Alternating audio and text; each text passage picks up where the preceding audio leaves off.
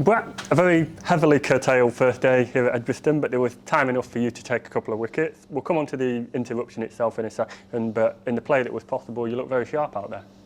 Yeah, it was obviously a nice start.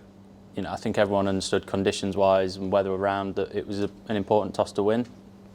But on the flip side, when you've got to make the most of it, then there's that little bit more pressure when everyone expects you to get a few wickets. But all in all, I think we'd have taken a couple of wickets in what was a fairly short session in the end. Yeah. How did you find opening the bowling? Obviously not something you did last week on your first appearance, but something that you were asked to do today. I enjoyed it. I mean, obviously I've opened the bowling a lot over my time. It's the sort of thing I'd normally do for us, but the attack that we had last week and the quality that we have in our squad, if I bowl first change, I bowl first change, but obviously most seamers want to bowl with the new ball. There's just more chance of a wicket early on when nobody really knows what the pitch is going to do. Sure, and that second ball wicket as well, that was a good moment. Obviously, we found a nice bit of movement off the pitch early on.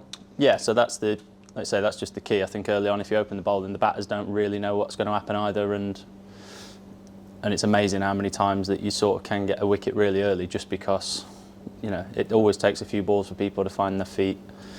And like I say, I don't think we expected it to move quite as far as that, the couple that got the wickets did. So.